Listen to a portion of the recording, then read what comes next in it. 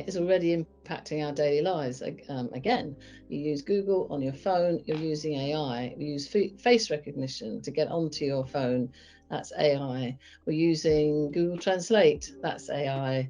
I keep plugging Google. Anything to do with speech processing, video processing, image processing, text processing, natural language processing is AI. The buzz at the moment is generative AI, ChatGPT. It's a bit like Hoover is to vacuum cleaners.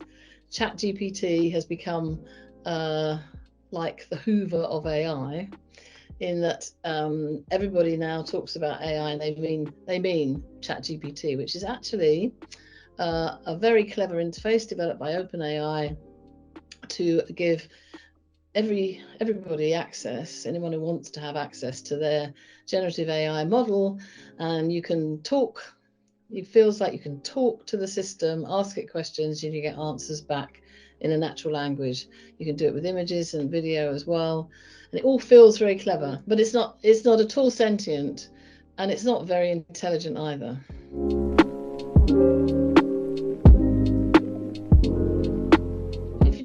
Take for example face recognition. We still haven't really worked out what the rules and regulations should be around when people can apply face recognition technology.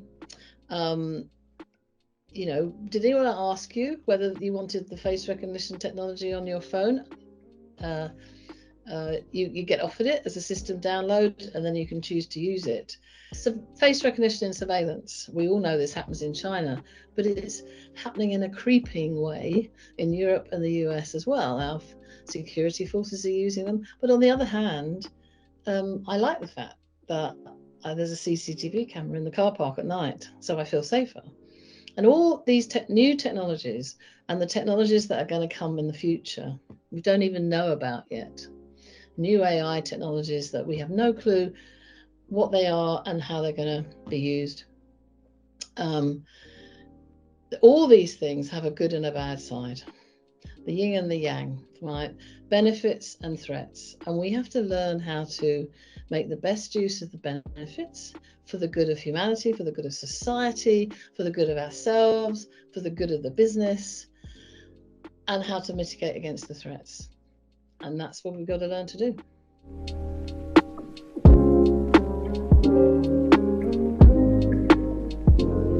Generative AI is nothing to be frightened of, and I think we will start to use generative AI, which is about having a software that helps us write things, summarize things, argue about things.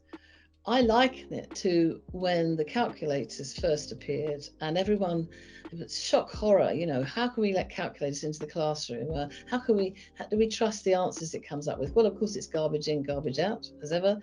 And now we have, you know, a finance industry run by computers. So all the old ways of doing things by hand, the ledger systems have all gone. But we've got more jobs than we ever had before in the finance industry. And we'll see this around generative AI. I think we're all going to be very relieved not to have to write essays about things. It will help us be more creative. But you need to view it as an adjunct, right? Augmenting what we do and not taking over, because it's not clever enough to take over. But the advantages of having the system, just take the legal industry, summarizing the huge amount of work that people have to absorb, and creating, predicting whether to take a case on or not, whether you think you can win in this circumstance. And I see a future where AI becomes part of the team that's deciding how to deal with a legal case, or how to deal with a medical diagnosis, or how to deal with a problem pupil at school. We'll have teams, and AI will be part of that team, and we'll ask the AI questions, and it'll come back with answers. But it's really important that we see it as something that is augmenting human intelligence and not taking control, because at the moment it can't, because the answers are not, we can't trust the answers. The data that's going into the generative AI is very biased. If it's being trained on the internet, a lot of it's incorrect. We have this lovely term hallucinating. It will make things up if it doesn't know the answer. We can't trust it yet. So we have to think of it, I think, as part of the team, part of what we do, and using it to help us be more productive, more creative, and have a better working life, actually. Maybe shorter work. Maybe we'll get a 4-day week out of all this.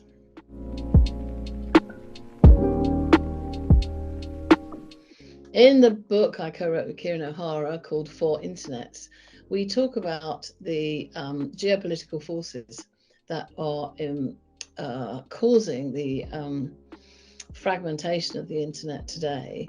And the same geopolitical forces are playing out as AI emerges, being trained on the data that emerges from the internet.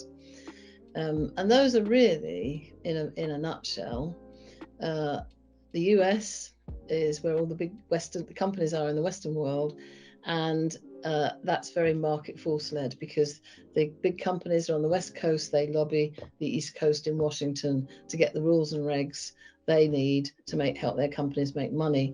And you're seeing that play out with AI today, where Biden just had the meeting with the vice presidents of the big tech companies to talk to them about how we regulate AI.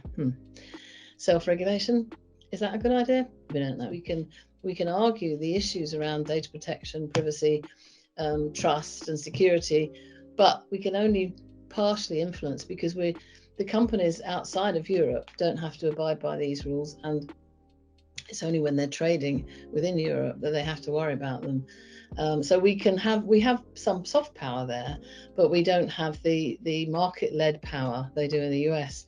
And then moving further around the world, of course, you come next to, I'll just skip over India for a minute. You come next to China, where we know that it's a longer story than this, but their approach is from the very beginning of the internet has been about using this technology, firstly, to help people communicate, but secondly, and perhaps more predominantly these days, for surveillance and to control.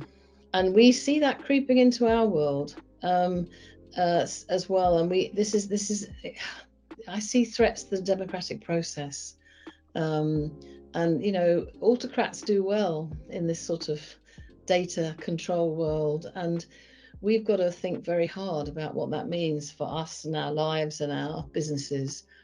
And then, so that is all underpinned by the original open internet, which is still there. The open protocols, TCP/IP, were invented 50 years ago next year. That still runs. So that's our internet number one. And then we've got the US, Europe, China models on top of that. And it's how they all fit together. And can we keep the internet running technically with the global agreement on the technical protocols, because nothing works if they goes. We don't have a global internet then, and AI is running on top of that, and that's going to put further political pressure on this whole ecosystem.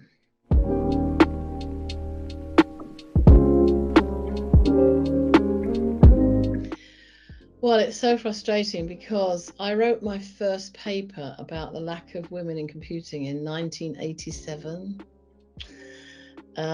when we were beginning to teach computer science degree courses at Southampton, and we arrived one October at the university and realised we had no girls registered on the courses, no women registered on the courses. So us women in computing then started talking about why, and there were lots of reasons. It was partly because the personal computer had come out and they were seen as toys for the boys, and that really changed the culture of computing since then in the West. Yeah, it's not so true in India and Malaysia and other Southeast Asian countries, but in the West, the computing is very much seen as something rather nerdy, that only the geeks do, and a lot of girls don't want to be involved in that when they come to do their GCSE choices, and it goes wrong from them. We haven't managed to change, despite many attempts. We haven't managed to change that culture. So here we are, nearly 40 years later, and we still have a very male-dominated computing industry, even though everybody in the world, including the more than 50% females in the world, we have a very male or dominated industry. Women are very much not part of the design and development of the computers and software, and we apply them, we use them, but we're not part of the design and the discussions about future technologies. The AI is even worse than that, because if you're going to get into the world of machine learning, if you're going to get into the world of machine learning programming, you've really got to have a mathematics or a computer science degree to be able to go into that. And so we're taking a very male dominated a very male dominated sector and pushing that into an even more male dominated pipeline to AI. But of course, I argue very much that AI is much broader than just machine learning program. We have to apply it, we have to think about the ethics and the values and the wonderful opportunities, as well as the threats that we might need to mitigate against. That needs a real diversity of voices. It needs the whole of society to be involved in that. It's not just about gender balance, it's about all, age and ethnicity and culture and people with disabilities being able to use the technologies and creating level playing fields. And we need so many disciplines involved in developing the way we use these systems. We need lawyers, and we need the philosophers, and we need the psychologists, and we need the people who know how to run businesses, and we need the historians. We need so many different voices here, and that's why my take on this world is that we have to think of it as a socio-technical world to really understand what's going on. So we need diversity in every way.